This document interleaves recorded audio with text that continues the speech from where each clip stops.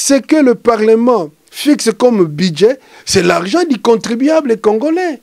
Et la population a droit à savoir les millions qui ont été mis de côté pour organiser des élections sont où aujourd'hui?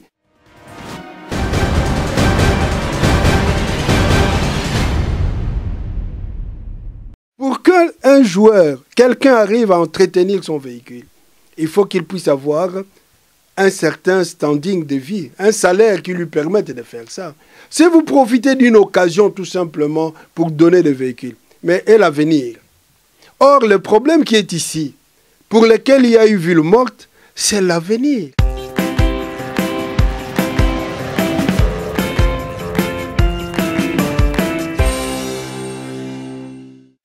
Chers téléspectateurs du micro du Pasteur Bobo, partout où vous êtes à travers le monde, nous vous disons bonjour ou bonsoir.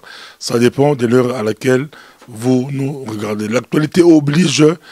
RDC 2016, ça bouge, ça bouge. Nous sommes avec l'abbé Faustin Kouakoua. Bonjour, monsieur l'abbé. Bonjour, Pasteur Bobo.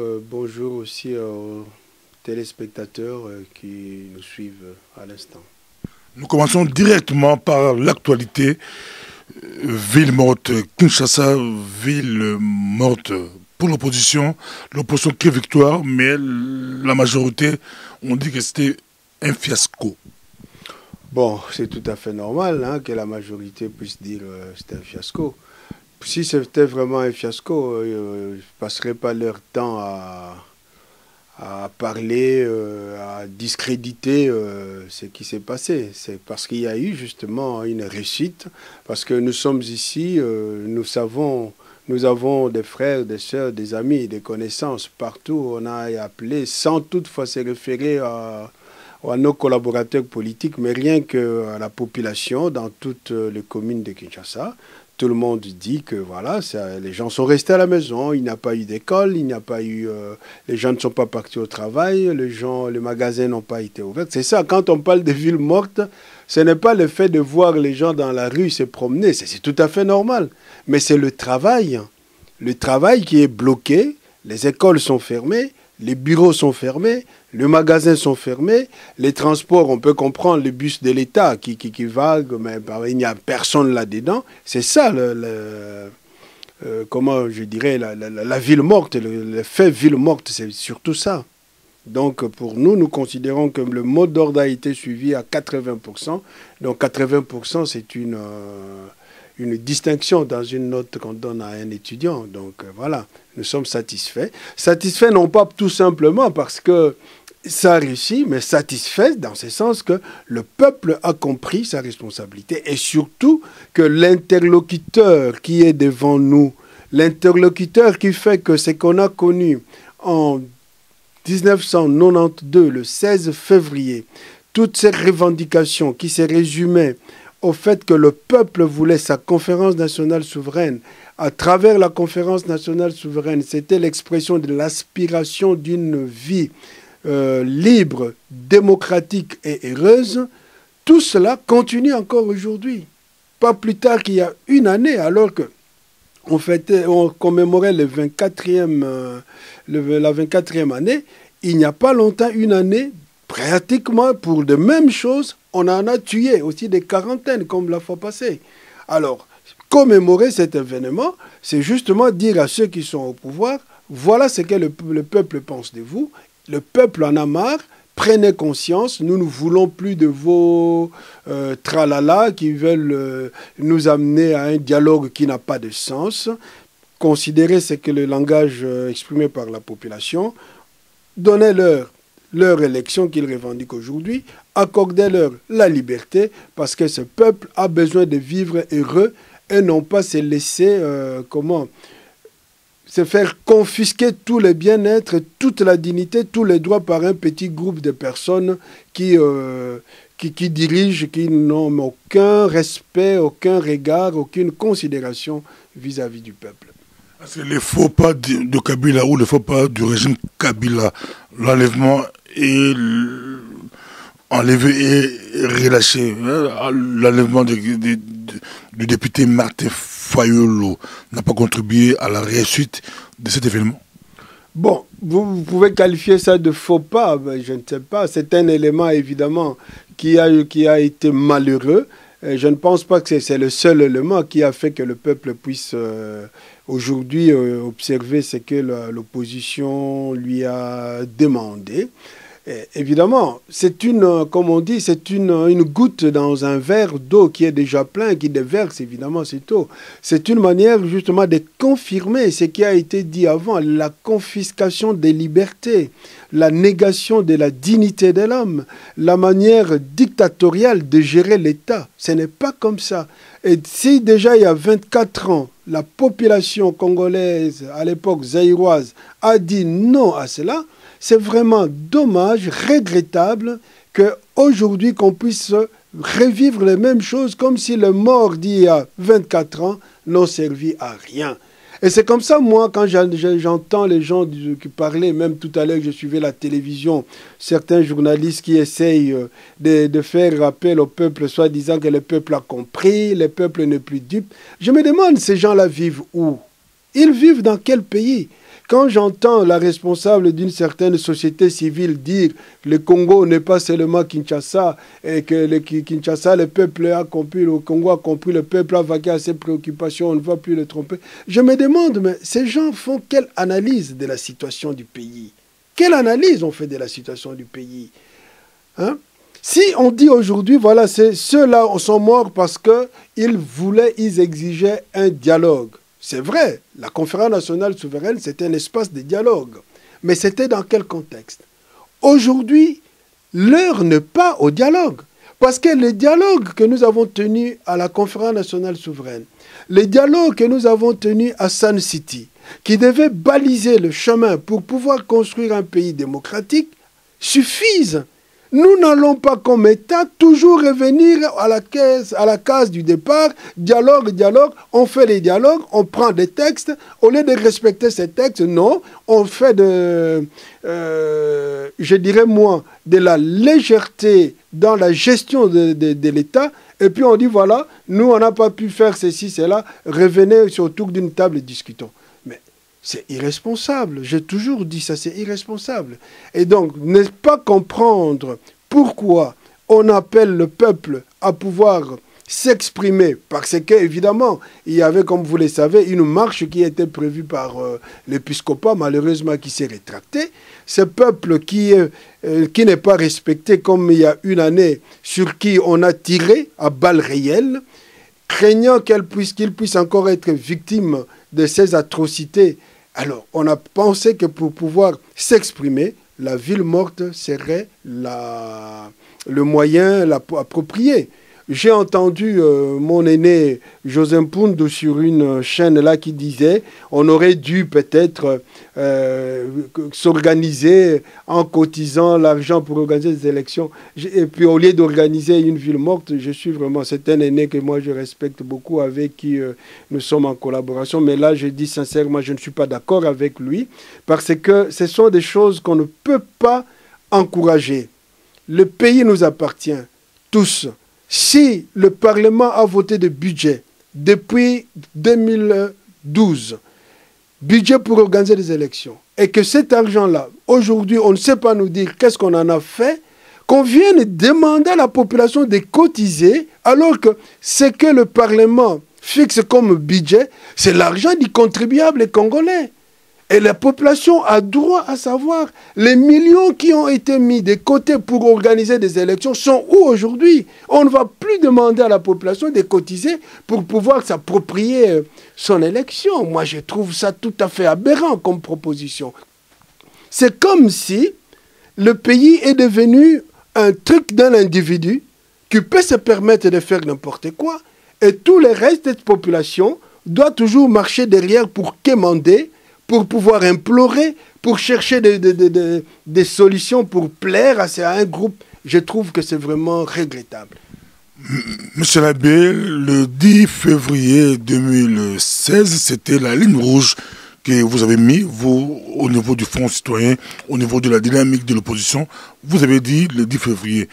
Aujourd'hui, croyez-vous sincèrement que c'est encore possible d'avoir des élections 2016 présidentielles?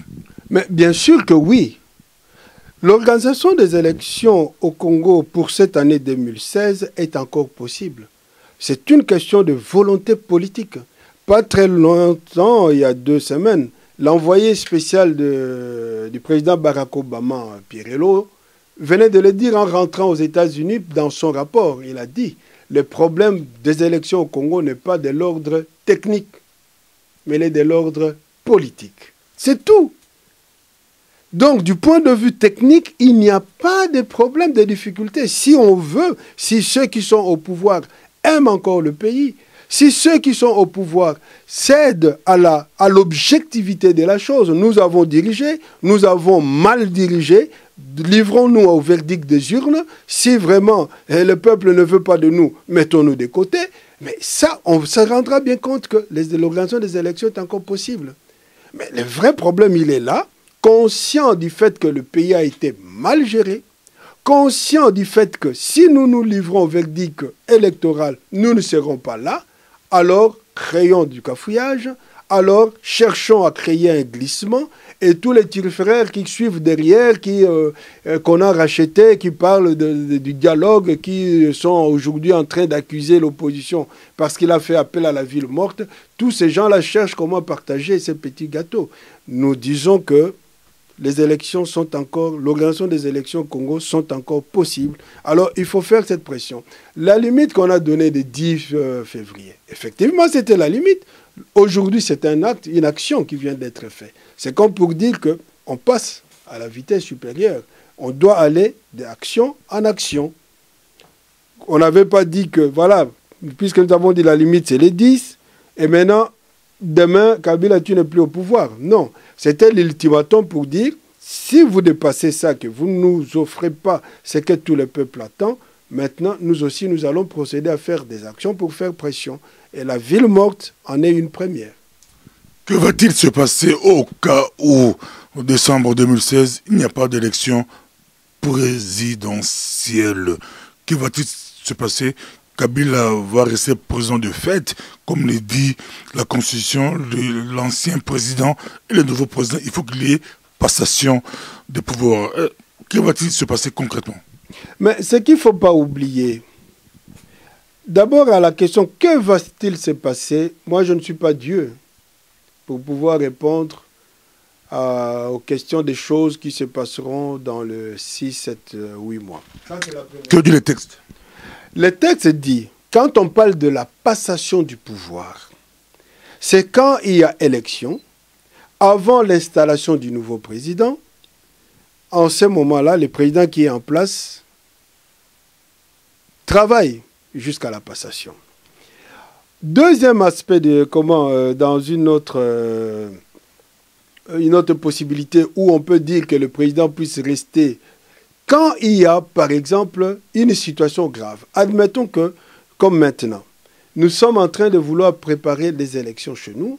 Voilà qu'il y a une situation malheureuse qui arrive. Par exemple, le pays entre en guerre contre un autre pays. Un autre pays, j'ai dit. Et que nous ne sommes plus dans la possibilité d'organiser des élections. En ce moment-là, celui qui est là, je continue jusqu'à ce que la paix va revenir et qu'on organiserait des élections. Donc, ce sont des cas de force majeure que la Constitution a prévu, où celui qui est au pouvoir peut encore rester au pouvoir. Mais ici, nous ne sommes pas dans ces cas de figure. Nous ne sommes pas dans ces cas de figure. Nous sommes ici dans une situation de, excusez-moi, c'est ça le terme, de turpitude et d'irresponsabilité. C'est-à-dire, quand on arrive au pouvoir, je l'ai déjà dit, on a des responsabilités. Un des devoirs de celui qui accède au pouvoir, c'est de pouvoir savoir que dans les 5 ans, mon mandat va finir, j'aurai à organiser des élections. Et si dans les 5 ans, tu n'as pas pu organiser des élections, mais tu es responsable, tu es fautif, tu ne peux plus te prévaloir de l'article qui dit que tu restes jusqu'à gérer. Parce qu'ici, il y a une trahison. Il y a un manquement grave. On devait vous traduire même en justice. Voilà, il n'y a pas longtemps en Haïti, nous venons de vivre la situation. Le président Martelly est arrivé à l'échéance. Les élections au premier tour ont eu lieu. On devait organiser le deuxième tour. Mais Il y a eu des révoltes, des problèmes, des difficultés, tandis que l'échéance était là. Qu'est-ce qu'il a fait? À toute conséquence, assumant ses responsabilités, il s'est retiré.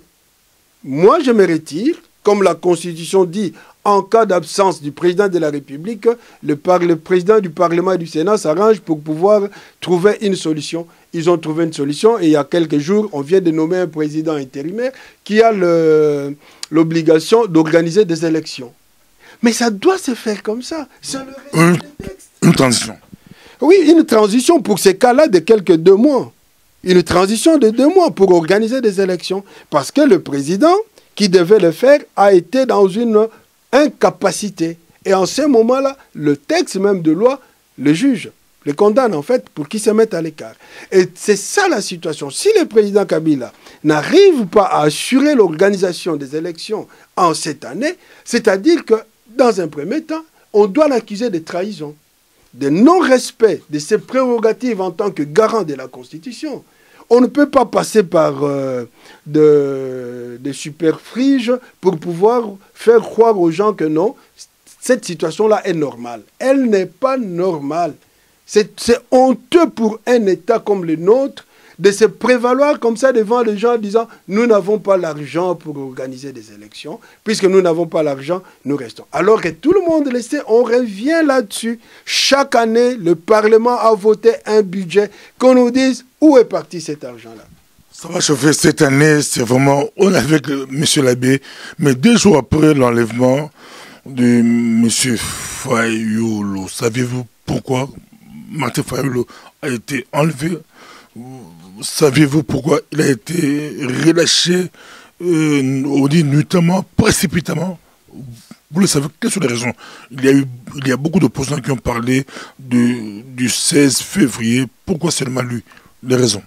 Oui, vous savez, Martin, il est tout le temps sur le terrain. Martin, il se préparait, il avait fait déjà une campagne sur le terrain, du côté de Matadi Kibala, là, de porte à porte, avec pas de tracts, puisqu'il signe.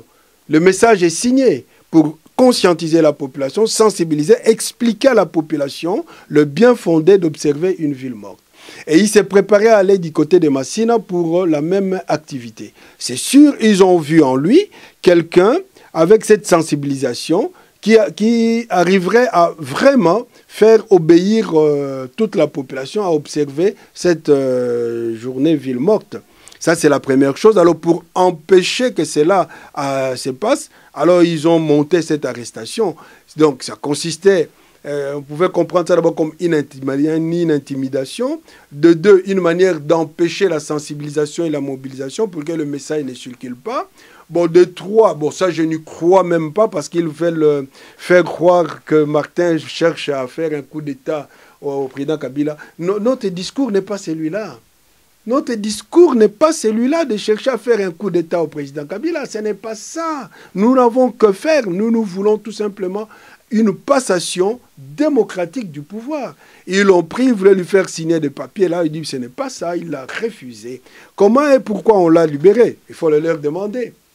Parce qu'ils viennent l'arrêter d'abord de manière indue, pas légale, d'une manière indécente. On parle de pression américaine. Ah bon, s'il y a une pression américaine, c'est possible. Je ne sais pas, je ne voudrais pas entrer là-bas. D'abord, il était en droit d'être libéré parce qu'il y avait un avocat aux côtés de lui. Il y avait des membres du parti qui l'ont suivi, qui étaient dehors pendant qu'on l'écoutait.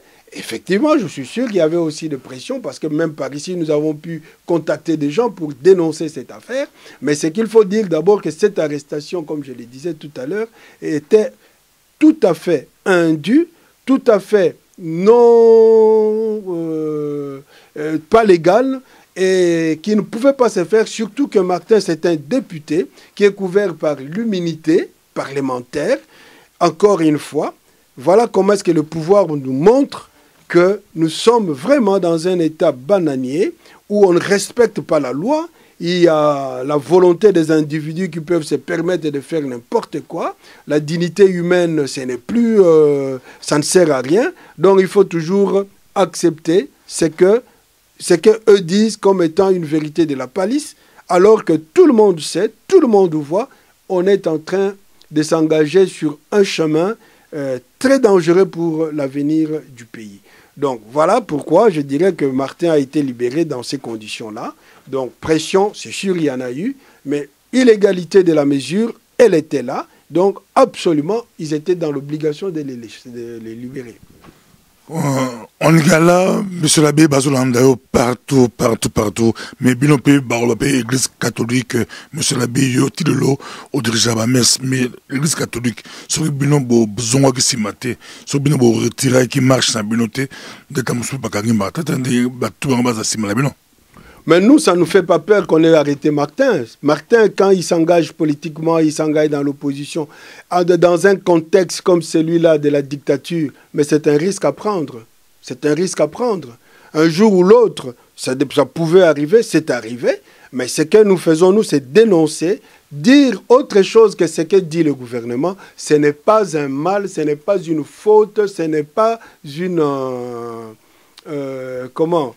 Pour qu'on soit condamné. Ce n'est pas un crime. Ce n'est pas un crime de dire autre chose que ce que pense le gouvernement.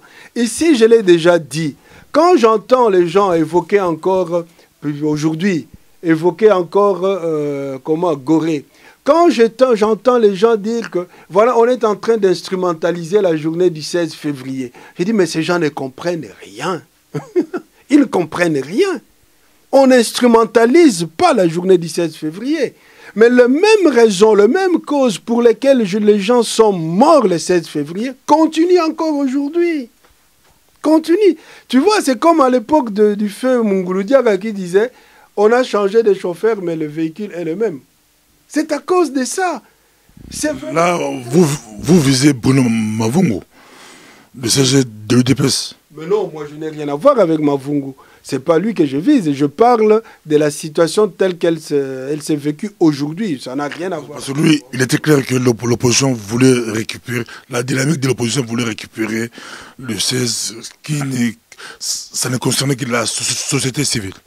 Mais non, ça ne concernait pas que la société civile. Ça regroupait tout le monde. S'ils ont bonne mémoire, qu'ils aillent encore revoir les archives, qu'ils aillent voir encore l'appel qui a été adressé à tout le monde ce jour-là pour que nous puissions nous retrouver dans la rue. C'était toutes les forces réunies, même les politiques étaient là-dedans.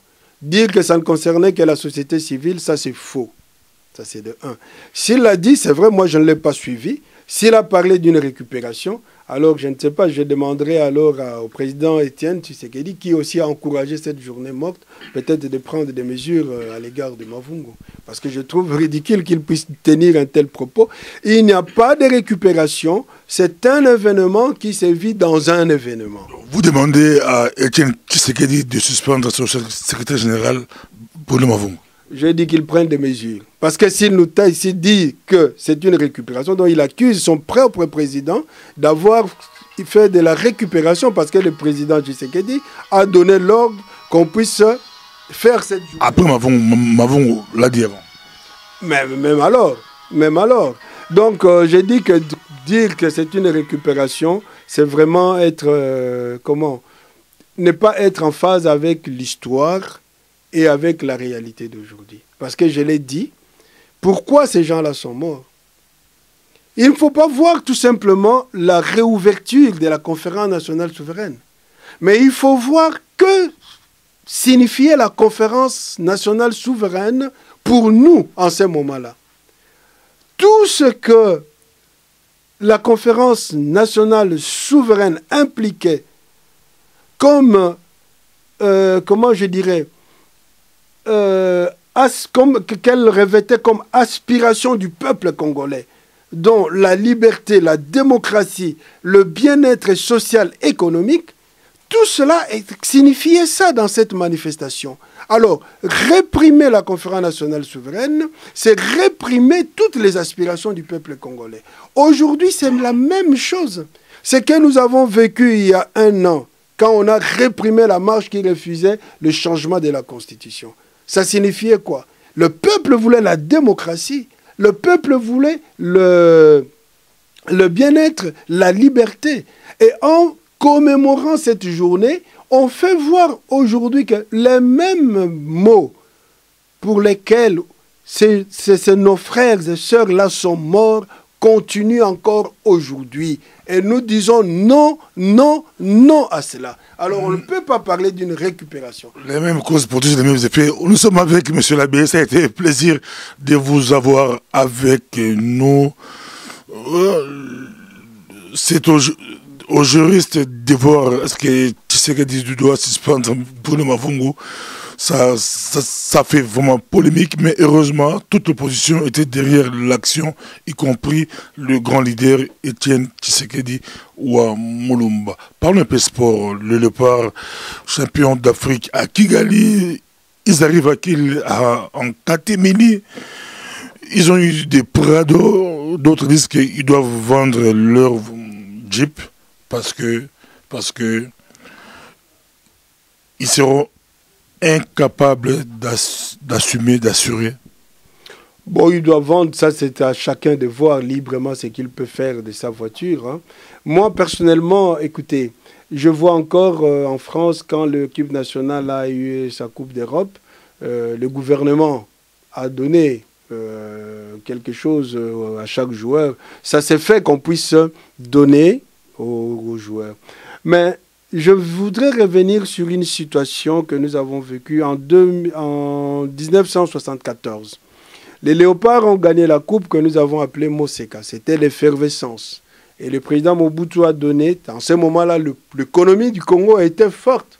Il a donné des voitures Passat, une maison, donc aussi à la cité Salongo à chaque joueur.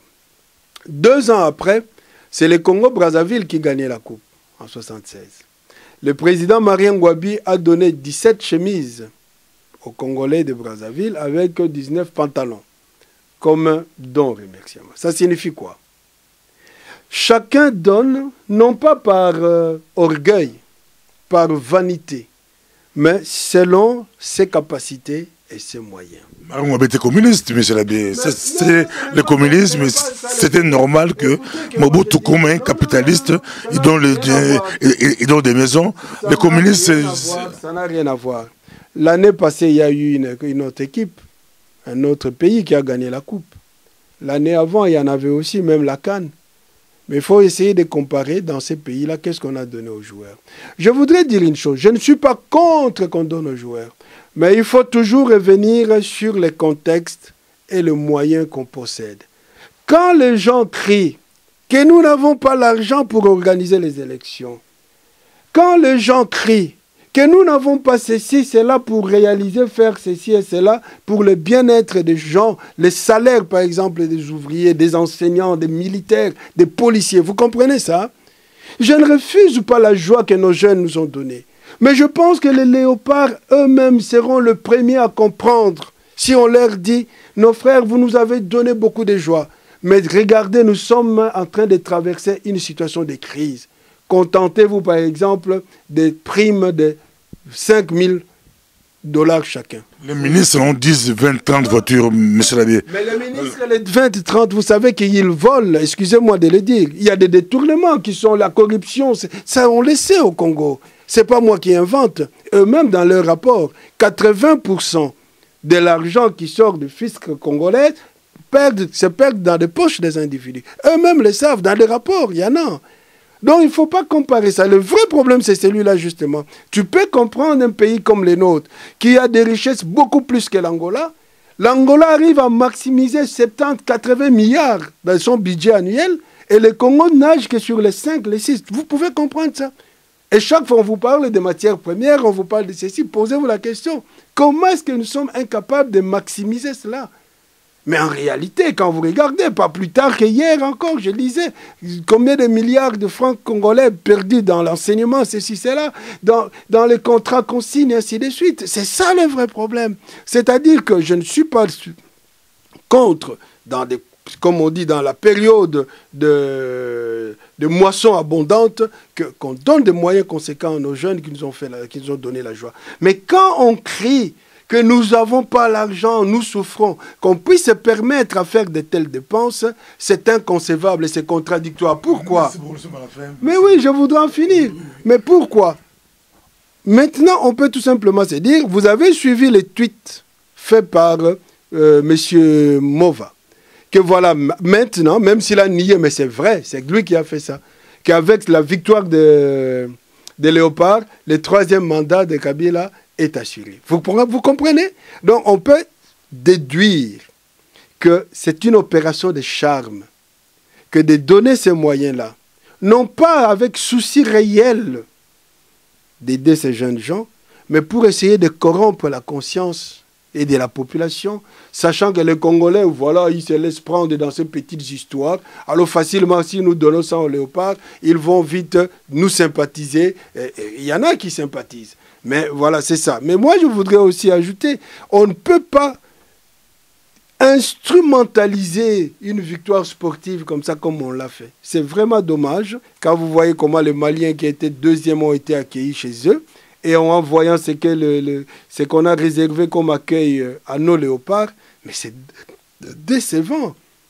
Le peuple qui voulait accueillir ces joueurs, sympathiser, vivre une harmonie, une sorte de complicité, on le lui prive.